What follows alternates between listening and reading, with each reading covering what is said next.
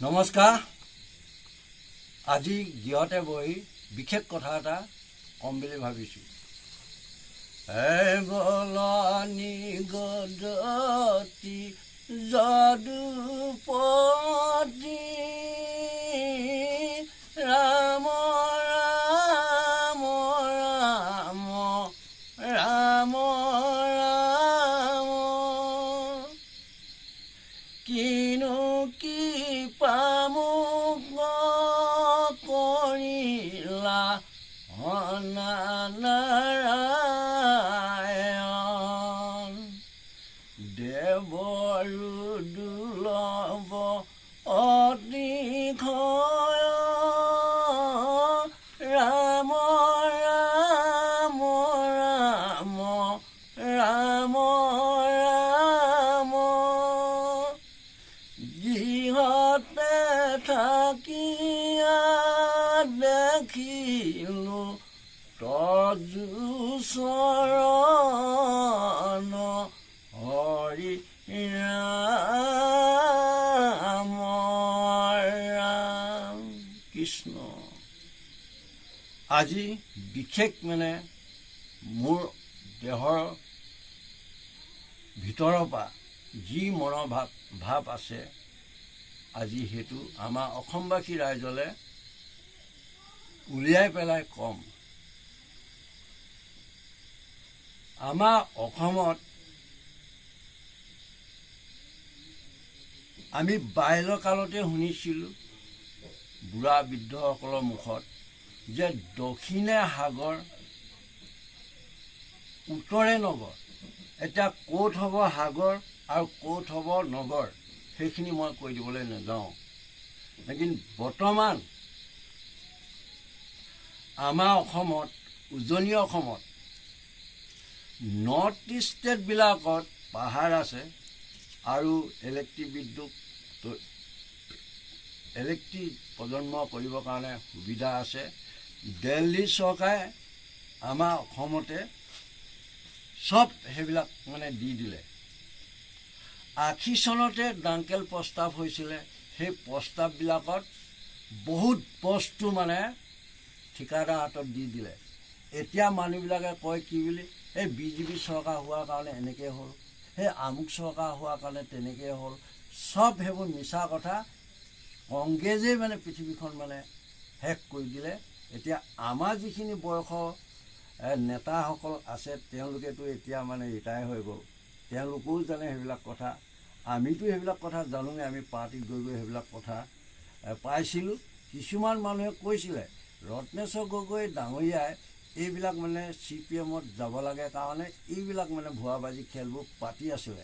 লেকিন মই তেতিয়াৰ পৰা তেওঁৰ কথাটো হয়নে নহয় ভাবি থাকোঁতে চব কথা হৈ গ'ল। যে ডাংকেল প্ৰস্তাৱত এনেকৈ আছিলে যে আমাৰ কোনো কঠীয়া ৰাখিব নোৱাৰিব। যেনেকৈ ধানৰ কঠীয়া, মাহৰ কঠীয়া, গৰু কঠীয়া, গাহৰি কঠীয়া আদি কৰি যিমান পৃথিৱীত কঠীয়া আছে কোনো ঘৰত ৰাখিব নোৱাৰিব। সেইবোৰ কোম্পানীয়ে দিব। আৰু গাঁৱত ইখন গাঁৱৰ পৰা সিখন গাঁৱলৈ যোৱা ৰাস্তাবোৰ চব 2 লাইন হ'ব। ডাঙৰ ডাঙৰ গাড়ী সোমাব। আৰু আমেৰিকাৰ পৰা প্লাষ্টিক চকী আহিব।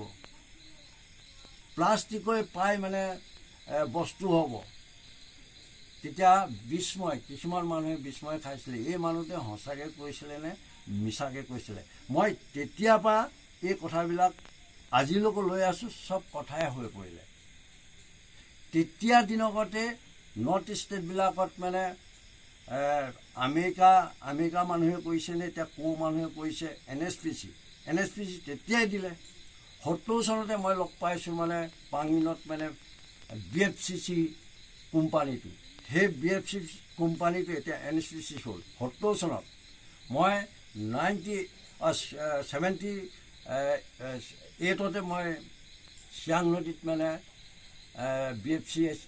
BFCCয়ে সেইবিলাক সুৰংগ খনা, নদী বান্ধ ভেটা তেনেকুৱা কৰ্ম কৰা মই তেতিয়াই দেখিছিলোঁ। লেকিন তেতিয়াৰ পৰা গৈ গৈ সেইটো জেগাত এতিয়াও আছে NSPC আদি মানুহে কৰিবলৈ নিদিলে।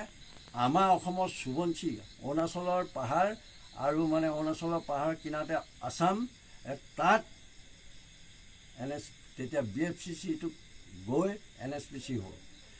NSPC যেতিয়া বহে তেতিয়া অখিল গগৈ ডাঙৰীয়া তেতিয়া আমাৰ ৰাইজৰ নেতা, তেওঁ ৰাইজক বুজাই মেলি ক'লে যে এই বস্তুটোৱে এদিন অসম শেষ কৰিব, ৰাইজ এইখিনি মানে বন্ধ কৰিবৰ কাৰণে আমি ৰাইজে দনা দিব লাগে।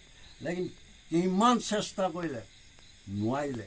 লেকিন তেতিয়া দিল্লীত যিকেইজন মহা পণ্ডিত জ্ঞানী আছে, অসমৰ মানুহখিনি কিমান জ্ঞান আৰু কিমান মগজ চব জানে। লেকিন আমাৰ বিধানসভাতো তেনেকুৱা মানে স্বাৰ্থপৰ কিছুমান মন্ত্ৰী আছিলে যে চিন্তা নকৰিলে একদিন মানে অসমখন যে মানে এই এনেকুৱা বান যদি সোৱণশিৰি নদীত বান কৰি দিয়ে, এদিন বান ভাঙিবই। এতিয়া যোৰহাট শিৱসাগৰত মানে সাধাৰণ এখন নদী কয়লাখনিত পানী জাম হৈ আমাৰ যোৰহাট শিৱসাগৰ গোলাঘাট খতম কৰিলে। এতিয়া ৰিলিফ দিবলৈ মানুহ আছে, দেশ বিদেশ যিমান মানে পৃথিৱীত মানুহ আছে তেওঁলোকো গম পাইছে, চবেই কোটি কোটি ধন দিবৰ কাৰণেও ৰাজি হৈছে, দিছে। যিদিন সোৱণশিৰি বান ভাগি যাব, ৰিলিফ দিলেও খাবলৈ মানুহ নাইকিয়া হ'ব, ৰিলিফ দিবলৈ মানুহ নাইকিয়া হ'ব, কোনে খাব ৰিলিফ?